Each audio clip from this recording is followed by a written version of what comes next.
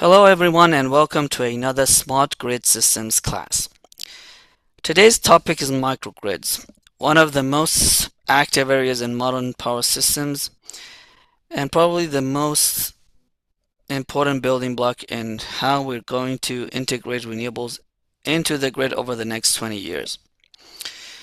Now, by the end of this lecture, you should be able to first define what a microgrid is and what distinguishes it from a regular distribution feeder.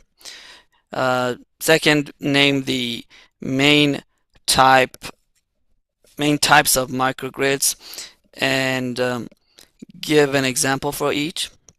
Third, we will learn how to explain why networked microgrids matter for resiliency.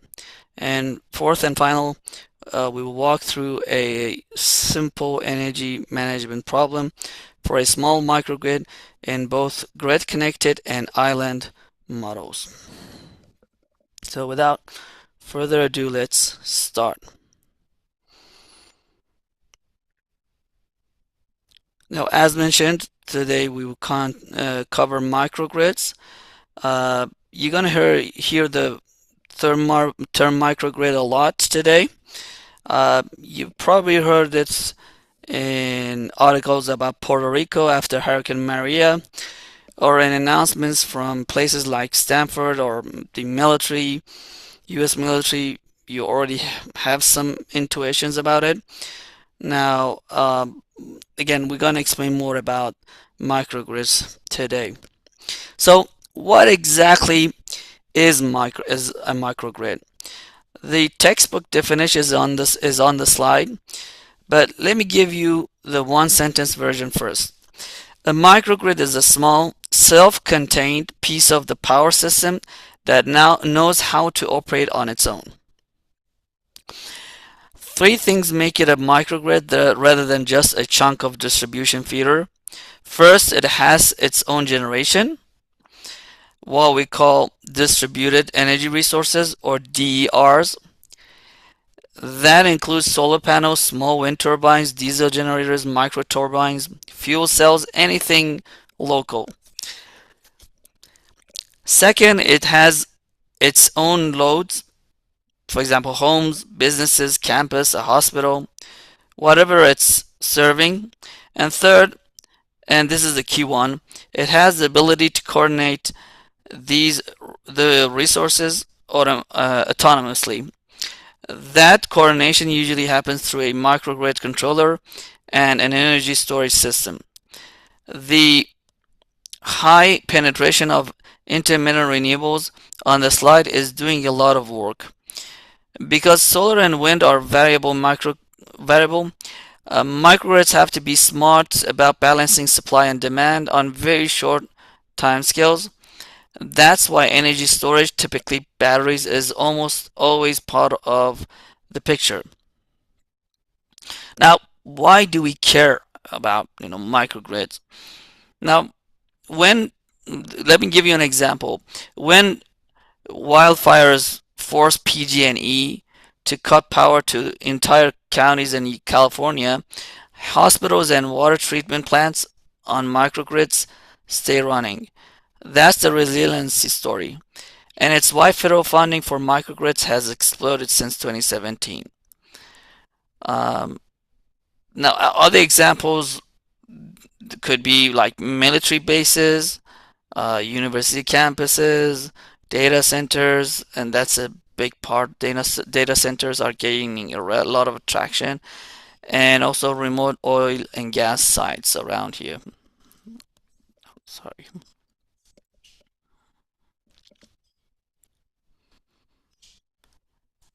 Microgrids come in two basic forms based on whether they're connected to the larger grid or not.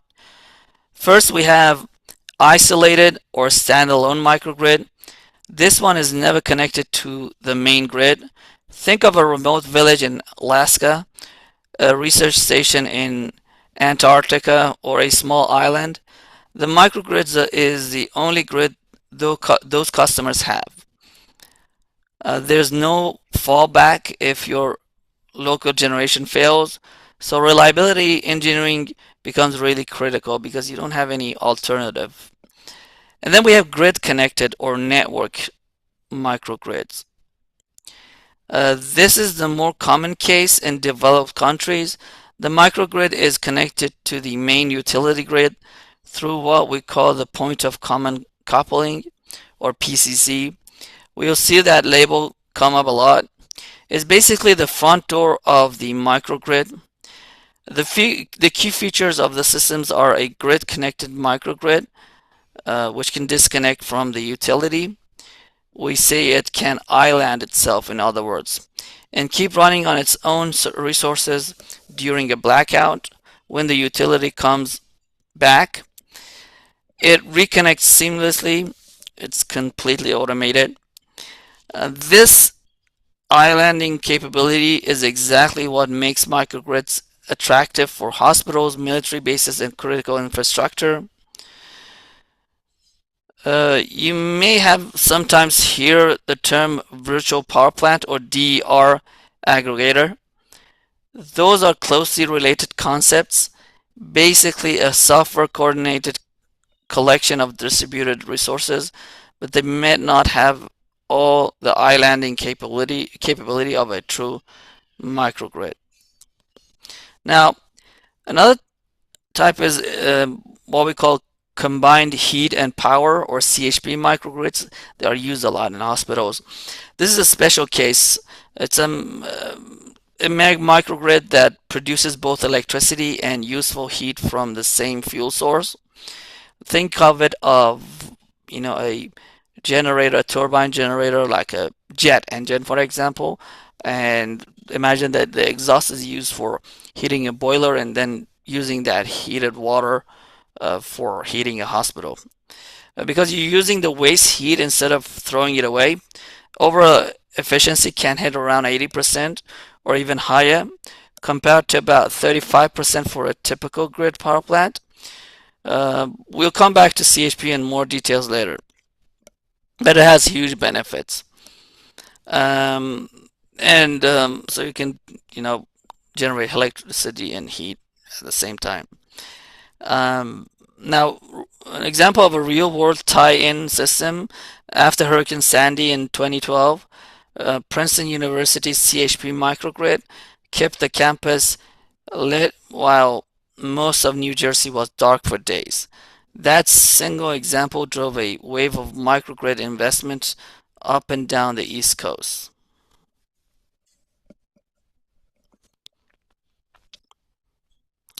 Now let's slice the same concepts a different way by what the microgrid is for.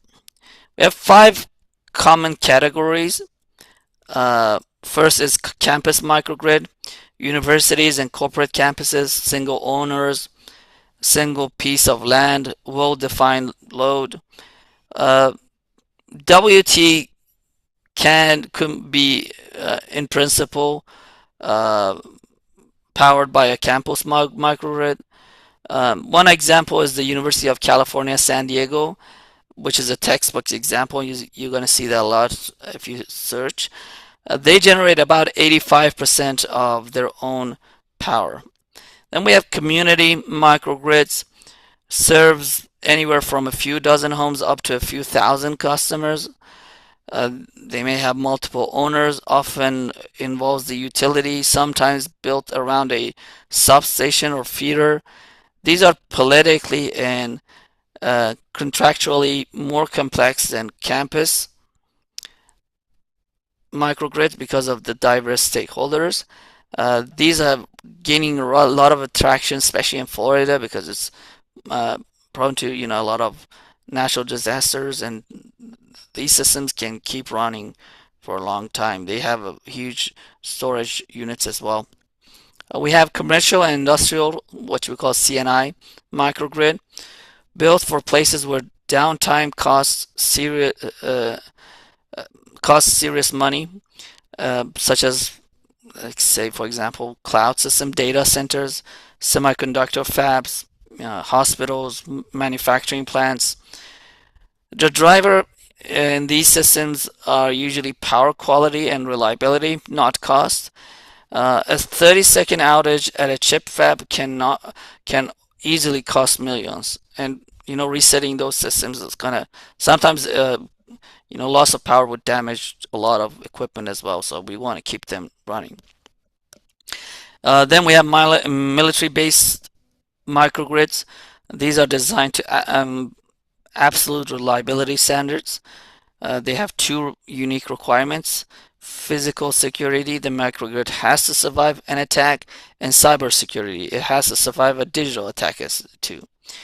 The DoD has a major program called Spiders uh, pushing this. Uh, if a base loses power during a conflict, that's a national security problem, actually.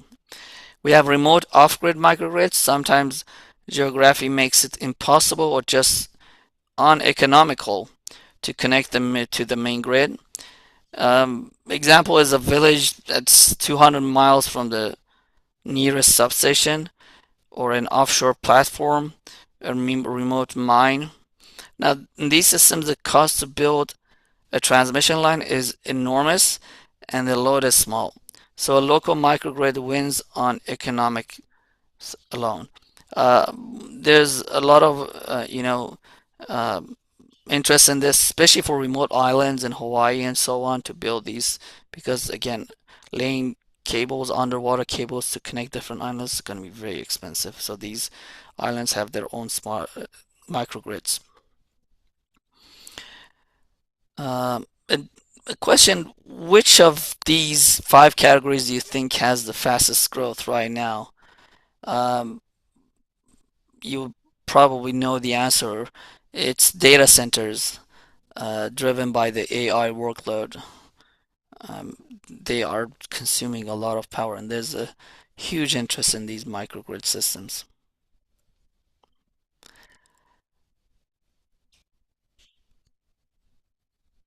Let me close these so that now just spend a moment looking at this one line diagram.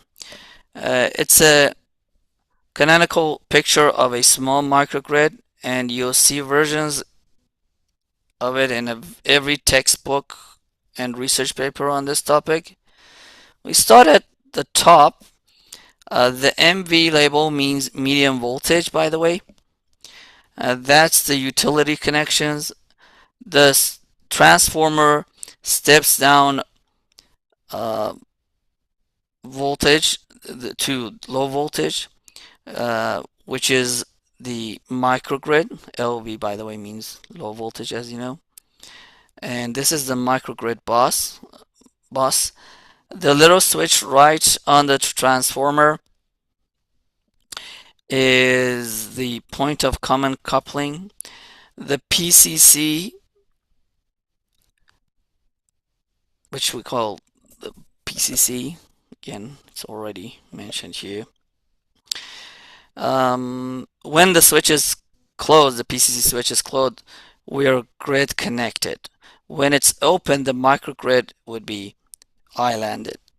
Below the PCC, we have three feeders, feeder number 1, 2, and 3, as you can see.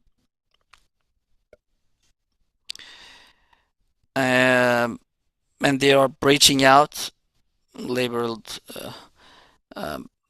for each branch. Each feeder serves loads, the little arrows at each number bus, and hosts some distributor resources. As you know, these are the loads and different sources, generators, and so on.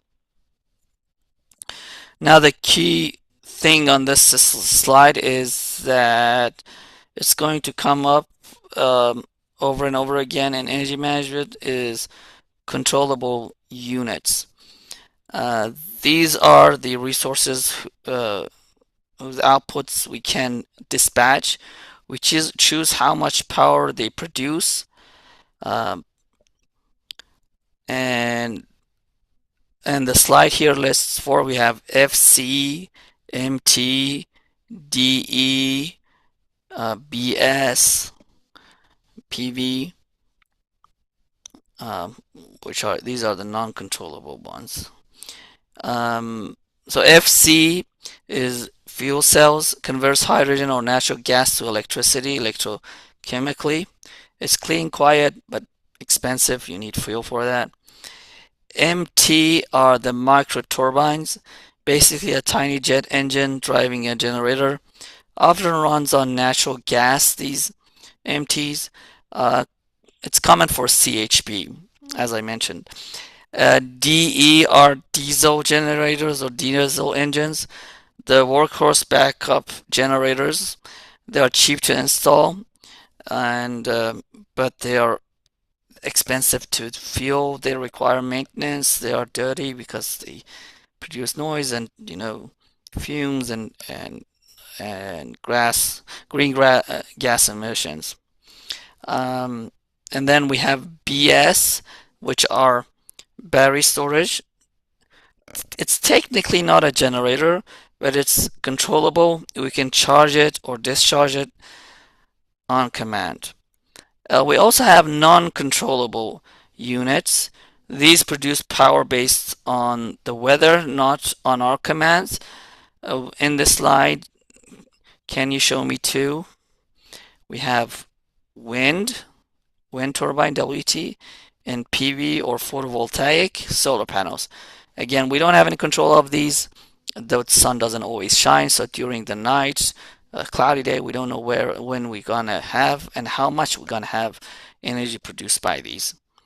And for an operator's perspective, non-controllable resources um, show as a negative load. We forecast them and then dispatch the controllable units around wherever the forecast tells us. The thing is, we want to mainly start using these uncontrollable and non-controllable units because you rather use it or lose it. These are the cheapest sources because they don't require any fuel. You just, use them. And then you fill the gaps with other controllable units.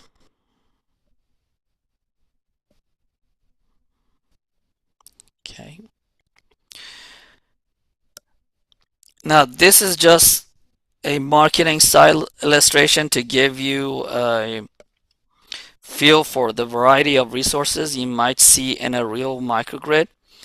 It's not a technical diagram, but it's useful as a visual checklist. Notice everything in here. We have grid energy storage, distributed, solar distributed, wind, biopower from biomass like wood chips and agricultural waste. We have micro turbines, fuel cells, um, electric vehicles, and we have a term that is electric vehicle to grid connection. An electric vehicle acts as a power storage unit. And modern EVs can actually feed power back to the grid, and which we call, as mentioned, vehicle to grid or V2G. And it's emerging from uh, microgrids, capabilities and smart grids of distributed storages. The thing in the center labeled monitoring, communication, and control, sometimes called MC squared, is the brain. Without sophisticated controls and communications, none of this works as a coordinated system. That's a big part of why microgrids only becomes practical in the last 15 years or so. The controls and the power electronics finally caught up and became advanced enough to be able to control these systems.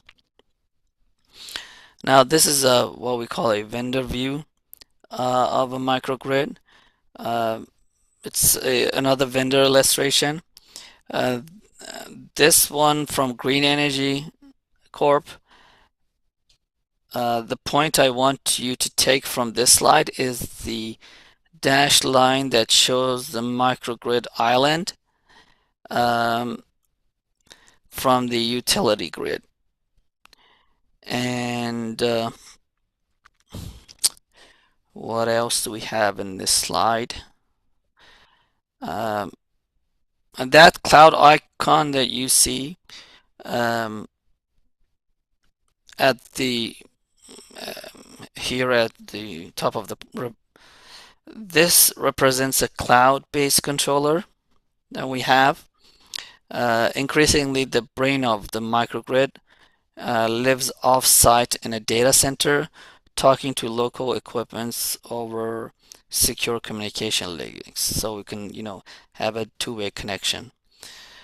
Practically every major utility equipment vendor, like Siemens, ABB, Schneider, GE, uh, Tesla, these all sell microgrid controller product. Uh, the market is maturing very fast.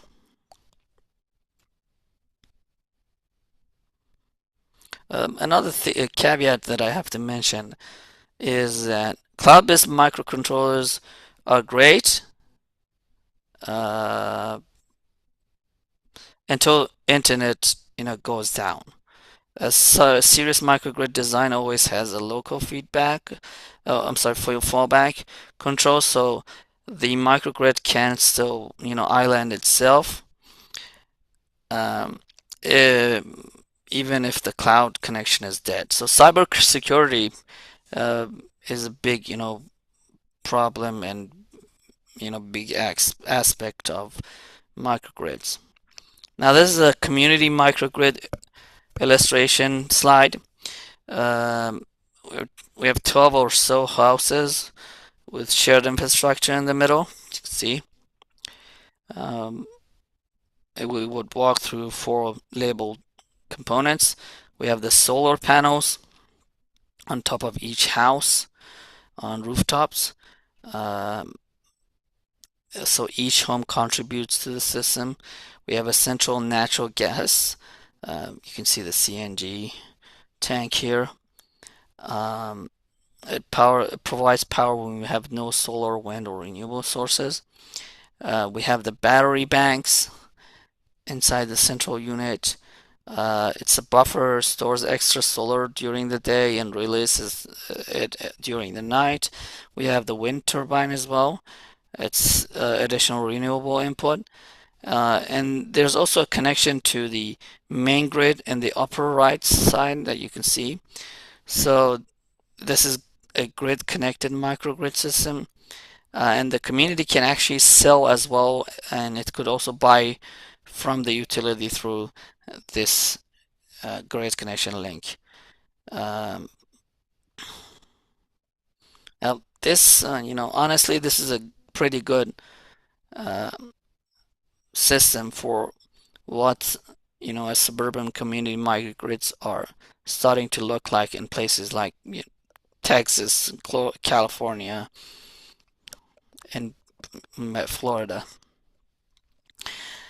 Now let's look at a real one. Actually, one of the earliest documented community microgrid pilots in the world. Keith Keithnos is a small Greek island, and it has about 1,600 inhabitants. The mainland grid doesn't reach it. Back in 2001, researchers built a tiny island microgrid for just 12 houses in a small valley on the island. The numbers are modest by today's standard: 10 kilowatts of solar PV and a battery bank and a diesel generator as backup. All the brain of the system, the inverters, the battery banks, the diesel generator with its fuel tank, and the monitoring computers was housed in a small 20 square meter equipment shed in the middle of the settlement. Uh, why is this even important though it's small? Because it was a proof of concept. It showed that you could run a small community entirely on a mix of renewables, storage, and backup systems in an autonomous and economically sustainable way. 20 plus years later, that's a routine engineering exercise. In 2001, it was leading edge research.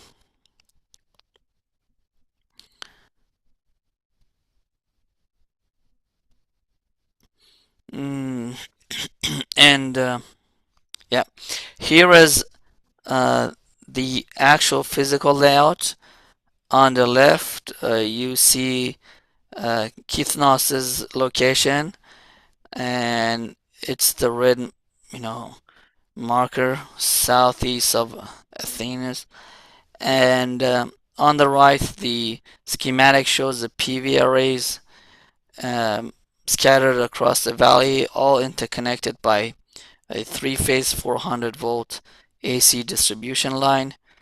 The block in the middle, which is labeled More, has the battery, the PV inverters, and the diesel generator. That's the master controller node. The PV model mode block on the right is a smaller satellite station. And what I want you to notice, this isn't a fancy installation. It's solar panels, batteries, and diesel generators and inverters, components you can buy off the shelf today. The intelligence is the coordination, not the components. That's recurring lessons with lessons. It's the software and control systems. Now we shift gears.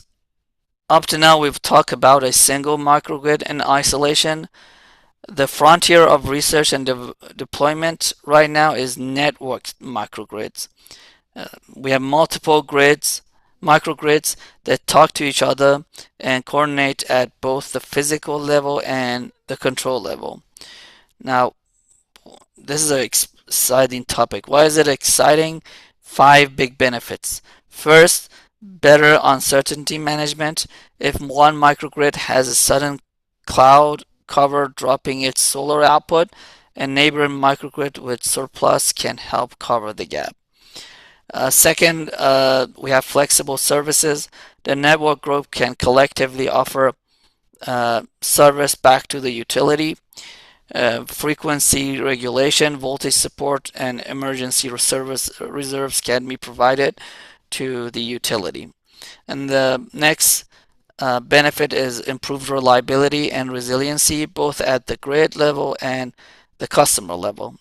Another benefit is cost saving and efficiency improvement, mainly because you can pool resources and avoid oversizing each microgrid individually. And and last benefit is continuous power service even during grid outages. But there is a big but. The engineering and business challenges are substantial. It's a coordination problem. Who decides what when the distribution operates, and the microgrid owners have different objectives. Each microgrid wants to keep their lights on and keep their priorities. We have diverse ownership. The microgrid might be owned by different entities, a hospital, a university, a residential community, and industrial park. Getting them to play nice requires contracts and trust. We have market mechanism design. How do they pay each other for energy and service? This is an active research area. And we have communications complexity. Now you need fast, secure, reliable communications between many parties. If anyone's looking for a thesis topic for graduate students, network microgrid market design and control coordination is one of the hottest areas in power system research right now. And DOE, the Department of Energy, has funded huge programs in this space, especially in recent years. Now, this figure is from the Electric Power Research Institute, EPRI. It shows 3 different scales of microgrid that can coexist within a single distribution network. Working from outside in, we have the full substation microgrid. The biggest, the whole substation and everything it serves can island as a unit. That's a microgrid covering thousands of customers. We have the full feeder microgrid. One feeder of the substation can island independently. We have the partial feeder microgrid. A section of one feeder separated by switches can island. We have a single customer microgrid. That small dot of one feeder, uh, that small dotted oval on the right that you can see, uh, it's one large customer. It could be a hospital, campus, a data center. It has its own microgrid that can island even when the rest of the feeder stays connected. These can be nested.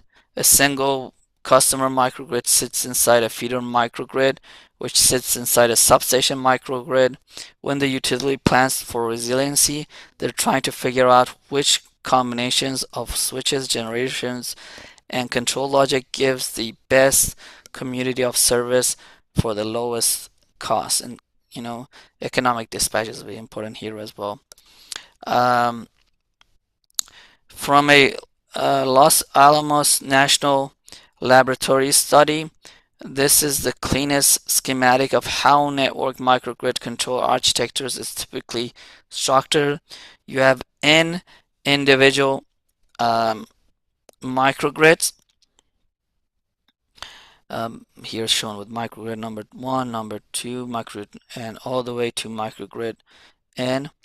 Each one has its own generators, loads, and local controllers. Those are the orange, the controllers that you can see, the boxes at the bottom. The local controllers handle real-time operations with each microgrid, keeping voltage and frequency stable, dispatching local sources, etc. Then there's a high-level network controller, the larger, orange box you see at the bottom. That talks to all the local controllers. You can see there's a connection between all of them. This network controller is responsible for coordination decision, which microgrids should export to the shared bus, which should import, how to share reserves, how to respond collectively to distribution, and so on. The red lines at the top represent the physical power connections, the shared distribution line that everyone connects to. Notice the other loads and other generation boxes. Those are loads and generators that aren't part of any microgrid but live on the same shared network that we have.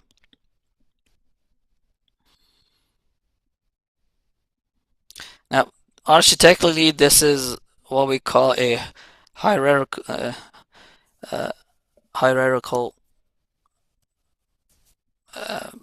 control structure. It has fast local control at the bottom, slower coordination at the top. You're gonna see this pattern everywhere in power systems.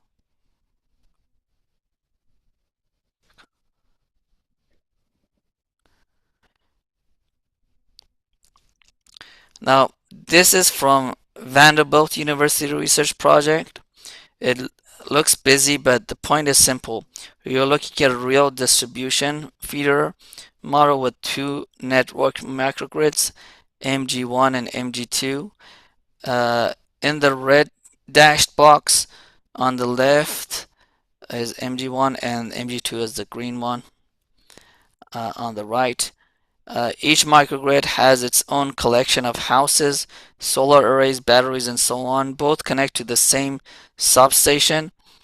At the top, the legend on the right tells you what each color of square represents. Unfortunately, it's not readable here. This is a bad picture. The original paper is in the resources. You can find it. The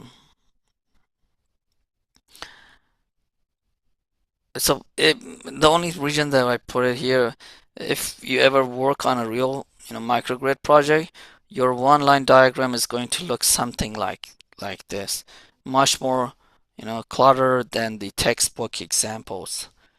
Um,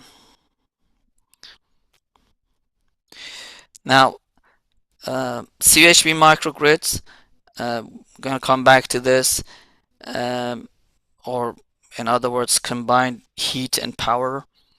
Um, a quick reminder: it's a produce. This system produces both electricity and useful thermal energy or heat from the same fuel source. Uh, there's a research consortium called the CERTS.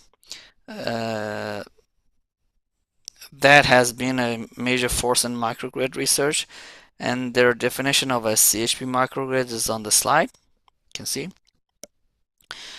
Uh, Here's a striking static: 39% of all existing microgrids in service today are CHP based.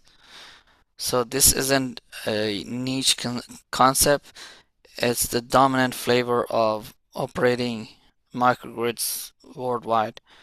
Now, why you may think CHP is so attractive? Because most thermal power plants throw away more than half of their fuel energy as waste heat through cooling towers. With CHP, you can capture that heat and use it on site end to end, and efficiency goes from about 35 to 80% or higher. What can you do with the capture heat, you may ask? It could be used for space heating in winter, obviously, or space cooling in summer, which is less obvious, but we use absorption chillers, which run on heat instead of electricity. I don't know, some of you have seen a propane fridge. It's technically, using the same principles. Those, fridges, refrigerators work on, um, propane gas and a heating, concept. And other, applications, dehumidification, refrigeration, hot water for buildings, universities, hospitals, prisons, and military bases. They all love CHP because they have year-round demand for both power and heat. Now,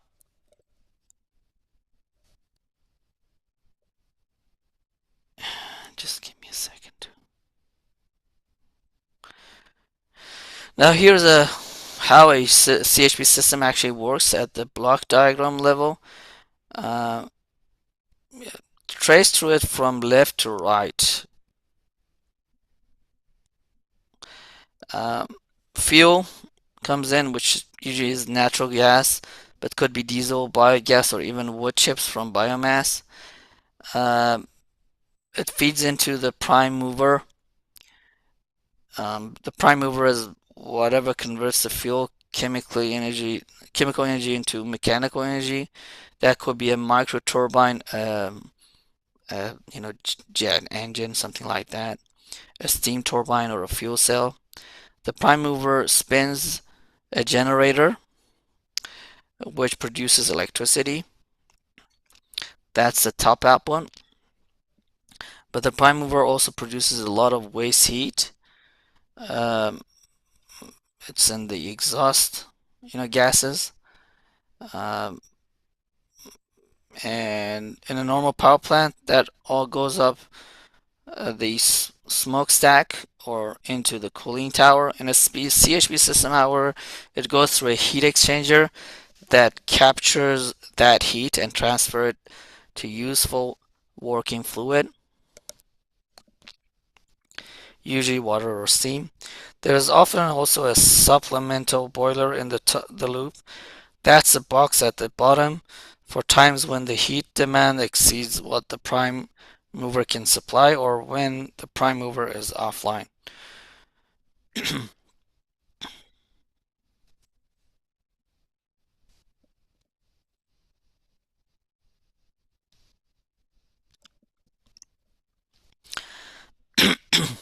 Sorry. This slide introduces something a little broader, the water energy nexus applied at microgrid scale. This is fairly cutting edge and reflects current research from uh, Professor Lee's group, the original author of these slides. The water energy nexus is the recognition that water and energy are deeply coupled of two direction. Water is used to produce energy. Cooling water for thermal power plants is the biggest use of water in the US by volume, bigger than agriculture in many states. Energy is used to produce water, pumping water, treating it, desalination, all of that takes electricity. About 4% of US electricity goes to water sector. So the optimization problem of running a community efficiently isn't just about energy. It's about energy and water together. From a math standpoint, water management has the same structure as energy management. We have unit commitments, deciding which pumps, treatment plants, wells, and tanks to operate at each time step. And we have multi-resource economic dispatch, choosing how to split production across multiple water sources to minimize total cost. So we can use the same uh, mathematical machined mixed integer linear programming mostly to solve both problems simultaneously. That's what simultaneous water energy management and coordination means at the bottom of the slide.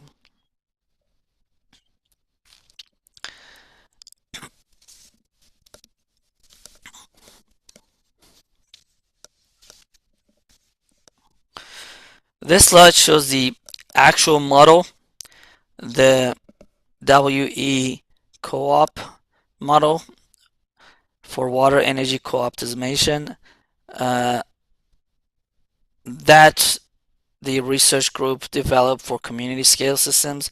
Look at the diagram on the right. The proposed model in the middle takes inputs from a bunch of energy and water resources and serves residential and commercial loads of both kinds. On the energy side, solar panel, wind turbines, conventional generators, and battery for energy storage, plus connection to the main grid. On the water side, a municipal water system connection, wastewater treatment, and water reservoir or a storage tank. The clever part is the coupling, two main coupling mechanism. We have water treatment equipment, pumps, RO membranes, or reverse osmosis, UV sterilizers, uh, consumer. These all consume electricity. So how much water you produce affects your electric load. And we have hydrogen production using an electrolyzer to make hydrogen from water using electricity. Then using a fuel cell to make electricity from the hydrogen. That's a cross-domain energy storage path. Now the optimization decides how to operate everything jointly to minimize total cost, subject to satisfy both the energy demand and the water demand at every time step that we have. This is one of my favorite slides because it gives you a map of where everything you'll learn fits in. Microgrid problems live on radically different timescales, and the math, the data, and the stakeholders are different at each scale. Working from the longest to the shortest, 5 to 25 years, microgrid design and optimal sizing. What technologies do we install? How big does the battery need to be? Do we want a CHP unit? Do we need a backup diesel? This is investment level decision making. 1 to 3 year. This is microgrid expansion planning. Now that we've running for 2 years, do we add a second battery, more solar? What do we do? And 1 day to 1 week or month. This is maintenance scheduling. Which unit take an outage and when? 1 day to day ahead or day ahead. scheduling. This is a unit commitment plus economic dispatch over 24-hour horizon using forecasts. 5 to 30 minutes.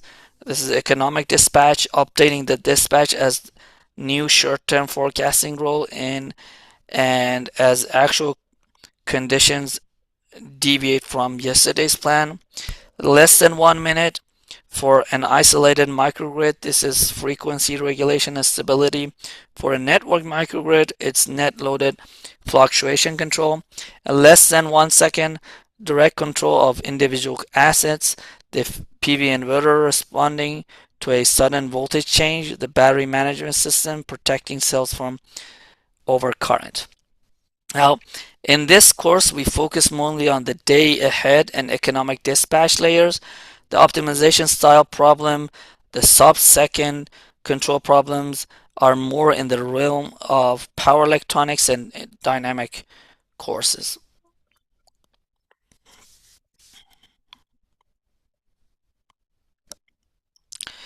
Now we get into the heart of what microgrid operators actually do day-to-day energy management. This is where the optimization lives.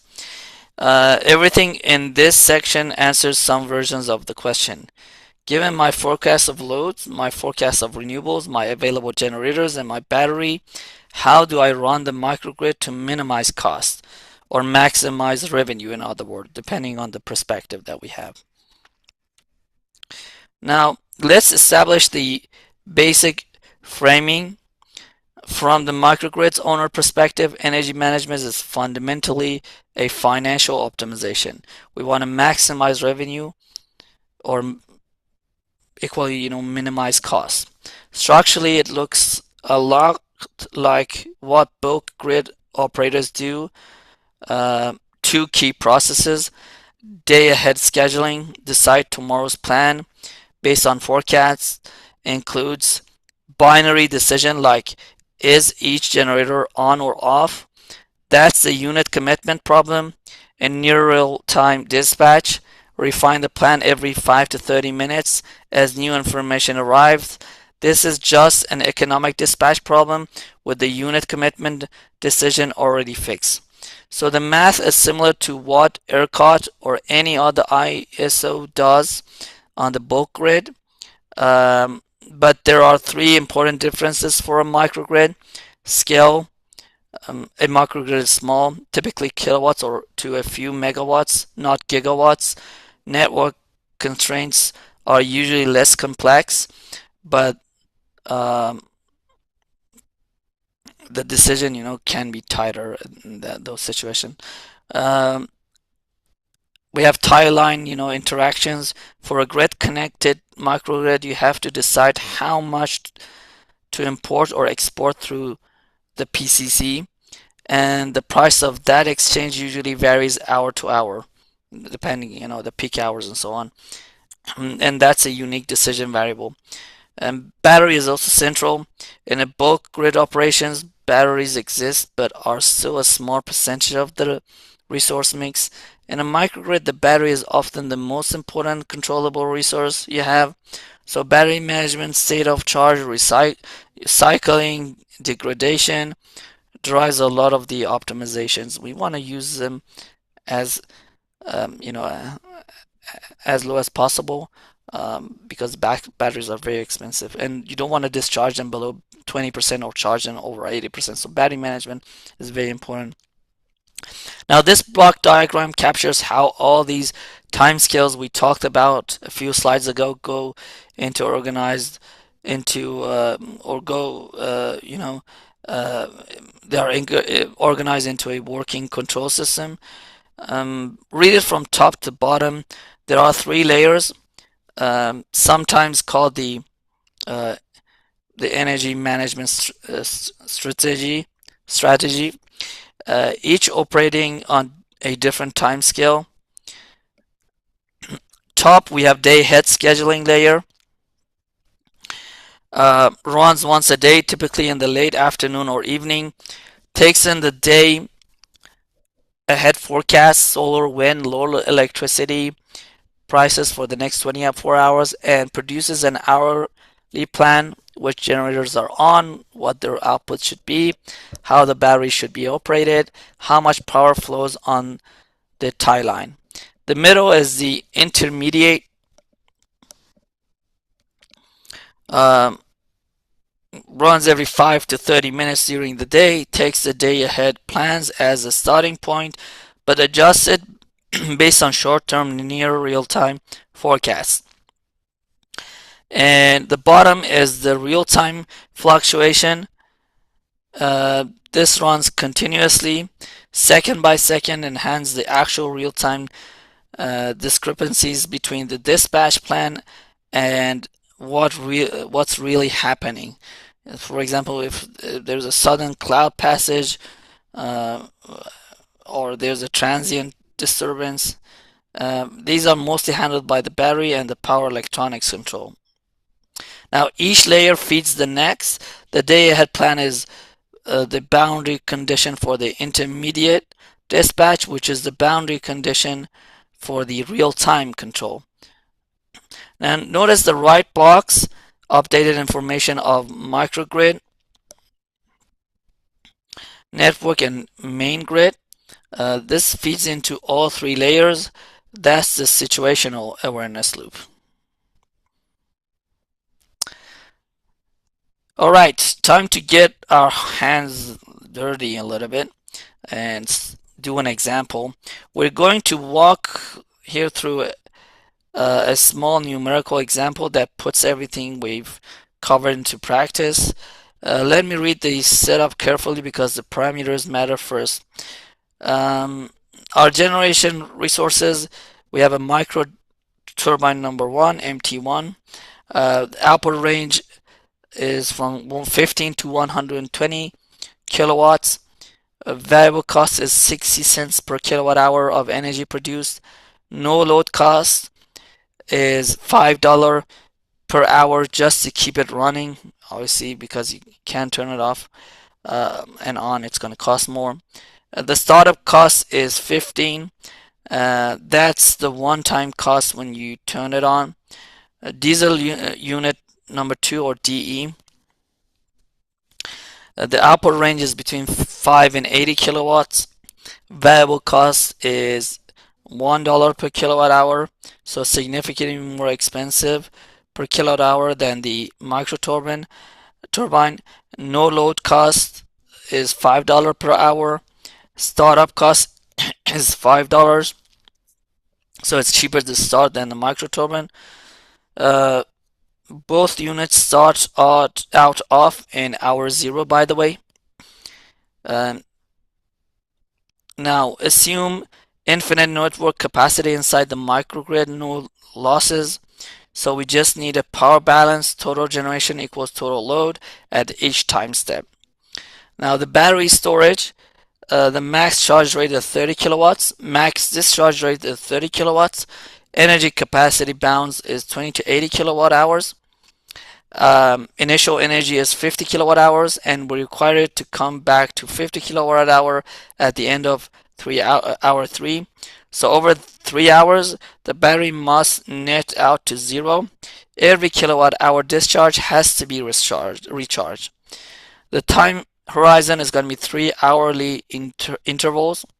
Now forecasts that we have, solar is going to be 110 kilowatts, 140 kilowatts, 160 kilowatts for hours 1, 2, and 3.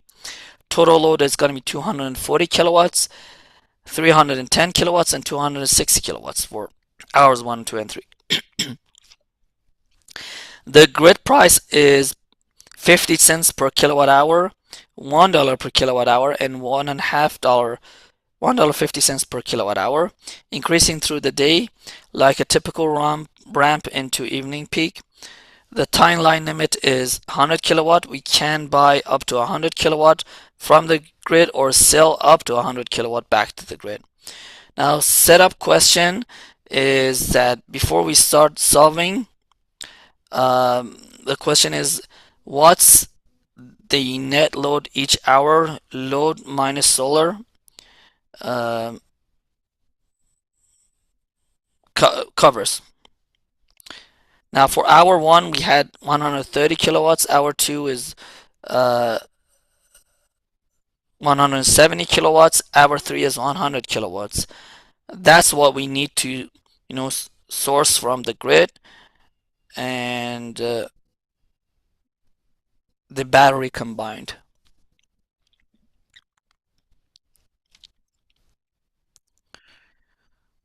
Now, this is the same problem that we had uh, shown as a single line diagram. The main grid is connected through um,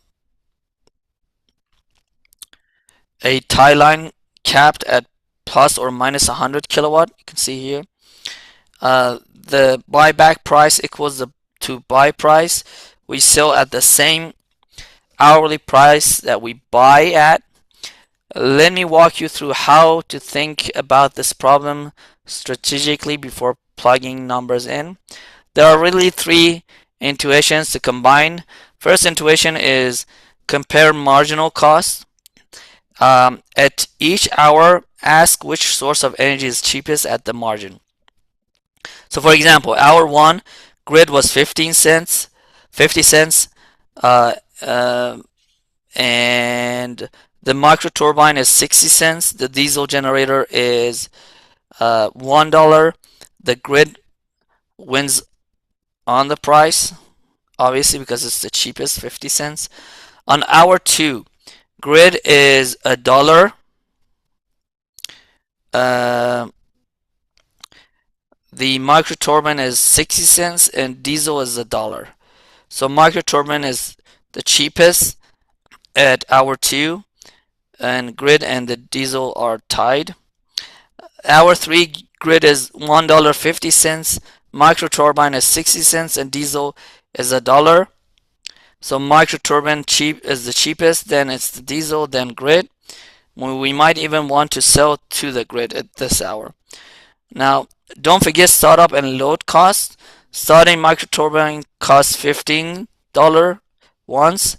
Once it's on, it costs $5 per hour just to be running, plus 60 cents per kilowatt hour. That changes the calculus on whether micro turbine is really worth running for just 1 hour. Now, intuition number two, the battery arbitrage. The battery lets us shift energy in time. Since prices rise from 50 cents to $1.50 across the day, it should make sense to charge when prices are low and discharge when the prices are high. But we have constraints. Only 30 kilowatts each way, and the SOC has to come back to 50 kilowatt hour by the end of the day. Now, intuition number three, the tie line and selling. In hour three, the price is $1.50. If we can produce energy locally for less than that, we should produce extra and sell it through through the tie line. The micro turbine at 60 cent marginal looks attractive for that because it's, you're gonna make money out of that. Now, here's a feasible plan. Not necessarily optimal, but it's a good starting point, and you can try to make it better. Now for hour one, we can buy 100 kilowatts from grid max, run the micro turbine at 30 kilowatts. We have to start it, so $15 plus $5 for no load plus 30 kilowatts times 60 cents gives us $38. So total hour one cost would be 100 times 50 cents times plus 38, which gives us $88, and the battery is untouched. Hour two, we can buy 100 kilowatts from grid, run the micro turbine at 70 kilowatts, because we already started running it at hour one. We don't have any startup costs. We have $5 no load plus 70 times 60 cents. It's 47 hours. The total hour is going to be 100 plus 47. It's 147. The battery is still untouched. hour 3, we turn off the microturbine by 100 kilowatts from grid. The node load is only 100 kilowatts, so we exactly meet it. The total hour is 3 hours, which is going to be $150, and battery still untouched. Now the 3 hour total is going to be 88 plus 147 plus 150 gives us 385. Now, can we do better? Of course. We can try two improvements. First, we use battery arbitrage. Charge during hour 1, which is cheap. Discharge during hour 3, which is expensive. But here's the subtle point.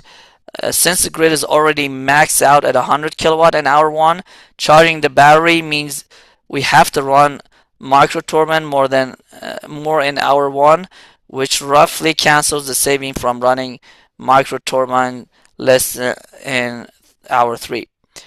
Um, Run a generator hard in hour 3 and sell back to the grid at $1.50. With microturbine at marginal 60 cents, that's a 90 cents per kilowatt hour arbitrage on every kilowatt hour exported. Even if we have to start the diesel, which has a $5 startup to do it, the math can work out. Now, with aggressive arbitrage, running both microturbine and diesel at high outputs in hour 3 and exporting 100 kilowatt, the total can drop into the 230s. Yeah, you can think of, again, I would encourage you to think on different scenarios on how to optimize. It's an optimization problem.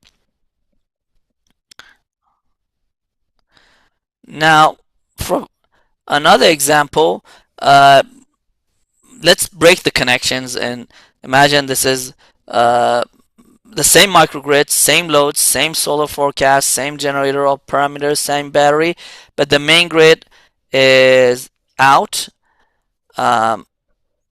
So the power from the grid is equal to 0. The PCC switch is open, and now we are an island, we are insulated. This dramatically changes the problem.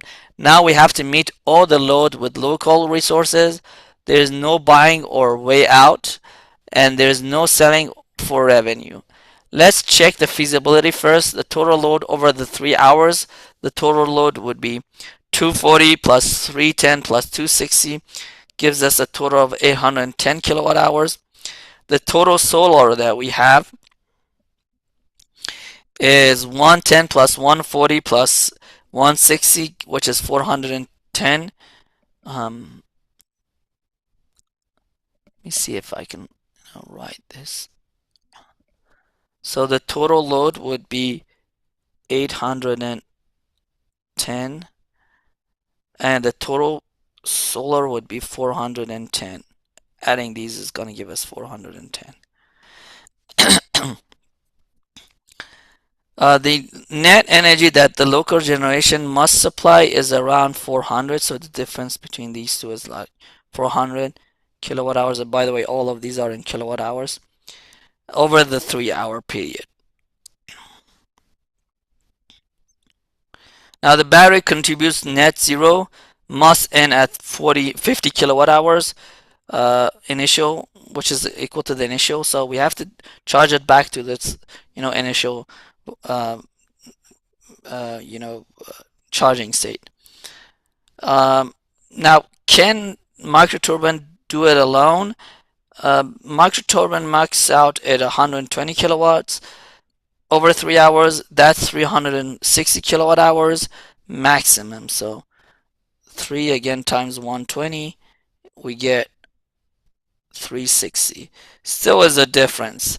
So microturbine alone can't do it, doesn't cut it. We need at least 40 kilowatts, again 36, 360, at least 40 kilowatt hours from the diesel or the battery to fill the gap.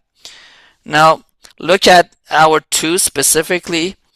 Net load is 170 kilowatts, and the microturbine max is 120 kilowatts. So we need 50 kilowatts from somewhere else in hour 2, either diesel generator or battery discharge, or a combination. The battery max discharge is 30 kilowatts, so even maxing out the battery still leaves us short 20 kilowatts. Diesel must run in hour 2, so we will try a plan in hour 1. Microturbine is 130 kilowatts, diesel generator is off, battery is idle, and the cost would be 130 times 60 cents plus $5 for no load plus 15 for starting gives us $98, and the battery stays at 50 kilowatt hour. At hour 2, the microturbine is at max 120 kilowatts, diesel generator is at 20 kilowatts, and battery discharges at 30 kilowatts, and the power balance would be 120 plus 20 plus 30 plus 140 gives us 310, and the cost would be $107. Now battery at 20 kilowatt hours, and hour 3 we have to charge the battery again as well. The microturbine is 130 kilowatts, diesel generator is off, battery charges 30 kilowatts.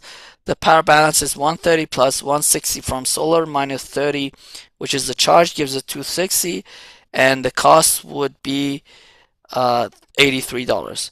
Now the 3-hour total cost is $288. In the previous example, if you remember, that was $385. So now island operations cost less than grid connected. That seems, counterintuitive. Uh, Now, here's why. In example Y1, we were buying expensive energy from the grid in hour 2 and 3 because the grid prices spiked. In example 2, we were forced to use our own relatively cheap microturbine. So when grid prices are very high, your local microturbine can actually be a bargain. This is the central economic argument for microgrids. Not just resiliency, but also a hedge against, uh, grid price spikes as well. Of course, in real life, you wouldn't choose to island because just grid prices are high. You'd run your generators and sell to the grid, which is what aggressive arbitrage in example 1 lets you do. But it shows the underlying economics of self-generation as well. Okay. Now, think of this a moment. What if the islanding event lasted 24 hours instead of 3 hours? Now you don't have solar panel at all, solar energy. The diesel fuel costs adds up significantly because you have to run your diesel generator during the night and there's peak hours, and you'd want to think about load shedding or turning off non-critical loads to save fuel as well. Okay, that's it for today's class.